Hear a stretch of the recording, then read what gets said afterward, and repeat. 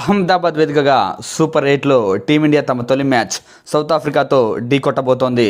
Team India చివరి match నెదర్లాండ్స్తో ఇదే గ్రౌండ్లో జరగడంతో టీమిండియా మరింత కాన్ఫిడెంట్గా బరిలోకి దిగుతుంటే అటు సౌత్ ఆఫ్రికా కూడా గ్రూప్ స్టేజ్లో ఒక్క మ్యాచ్ కూడా ఓడిపోకుండా ఉండడంతో పూర్తిగా కాన్ఫిడెంట్తో బరిలోకి దిగుతోంది.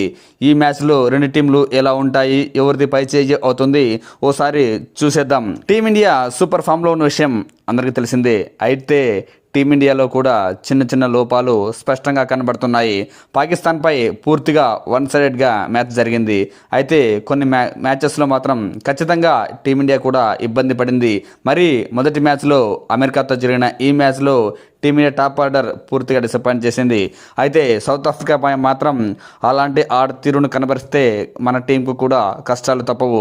సో ఈ టీం ఈ మ్యాచ్లో పూర్తిగా ఫామ్లోకి వస్తేనే సూపర్ 8లో ఈ మ్యాచ్తో పాటు మిగతా మ్యాచ్లు కూడా ఈజీగా గెలవగలం. ముఖ్యంగా మనకు ఓపెనర్ అభిషేక్ శర్మ ఫామ్ కొంతవరకు ఇబ్బంది కలిగిస్తోంది. అయితే సూపర్ 8 లాంటి సౌత్ ఆఫ్రికా లాంటి బలమైన టీంలపైనే తన ఫామ్లోకి వస్తే తన బ్యాటింగ్పై ఇంకా కాన్ఫిడెంట్ పెరుగుతుంది. సో తన ఫామ్లోకి వస్తే టీమిండియాకు 50% కష్టాలు తగ్గినట్టే.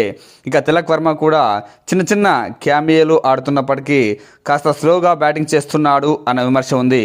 ఆ విమర్శను కూడా వర్మ తొలగించుకుంటే బాగుంటుంది. ఇంకాస్త పాజిటివ్ గేమ్ ఆడాల్సి ఉంటుంది.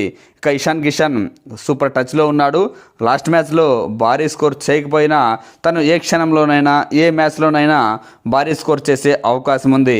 ఇక కెప్టెన్ సూర్యకుమార్ యాదవ్ మరోసారి కన్సిస్టెన్సీ బ్యాటింగ్తో సూపర్ ఫామ్లో ఉన్నాడు. తన బ్యాటింగ్కు ఎటువంటి ఇబ్బంది లేదు. హార్దిక్ పాండ్యా సైతం మంచి టచ్లో ఉన్నాడు. ఇక ఈ మ్యాచ్లో ఏమైనా ప్రయోగాలు చేస్తారా అని చూడాలి. అభిషేక్ శర్మకు మరో అవకాశం ఇస్తారా, లేదంటే సంజు శాంసన్కు ఛాన్స్ ఇస్తారా అని నాకు తెలిసి 90% అభిషేక్ శర్మనే కంటిన్యూ చేసే అవకాశం ఉంది. ఎందుకంటే ఇలాంటి హార్డ్ హిట్టర్ను ఏమాత్రం మిస్ చేసుకున్నా నష్టం వస్తే మాత్రం పూడ్చలేనిది కాబట్టి ఇక ఆల్రౌండర్ అక్షర్ పటేల్ను ఈ మ్యాచ్లో ఆడించే అవకాశం ఉంది. శివం దూబే సూపర్ ఫామ్లో సూపర్ టచ్లో ఉన్నాడు. ఎప్పుడు కావాలంటే అప్పుడు బ్యాటింగ్లో రాణిస్తున్నాడు, బౌలింగ్లో సైతం రాణిస్తున్నాడు. ఇక రింకు సింగ్ ఫినిషింగ్ టచ్ ఇవ్వడానికి సిద్ధంగా ఉన్నాడు. అవసరమైనప్పుడు ఖచ్చితంగా భారీ ఇన్నింగ్స్లతో డెత్ ఓవర్లో పరుగులు ఈజీగా చేస్తున్నాడు రింకు సింగ్. ఇక మన బౌలర్లు మరి ముఖ్యంగా స్పిన్ అయితే బలంగానే కనిపిస్తోంది. వరుణ్ చక్రవర్తి ఎప్పుడు టీంకు అవసరమైతే అప్పుడు వికెట్లు తీస్తూ టీంకు అండగా నిలబడుతున్నాడు. ఇక బూమ్రా గురించి కొత్తగా చెప్పేదేముంది.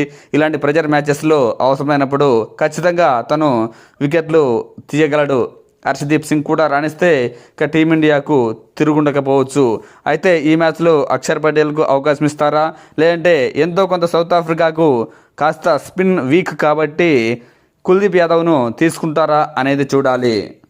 ఇక ఈ మ్యాచ్పై స్పందించిన south Africa hard hitter David Miller గత వరల్డ్ కప్ ఫైనల్లో జరిగిన ఓటమికి రివెంజ్ తీర్చుకునే సమయం ఆసన్నమైందని వ్యాఖ్యానించాడు. సొంత గడ్డపై ఆడుతుండడంతో టీమిండియాకు బలం అనిపించవచ్చు, కానీ మా టీం కూడా సూపర్ ఫామ్లో ఉంది, ఖచ్చితంగా భారత్ను ఓడిస్తామని ధీమా వ్యక్తం చేశాడు.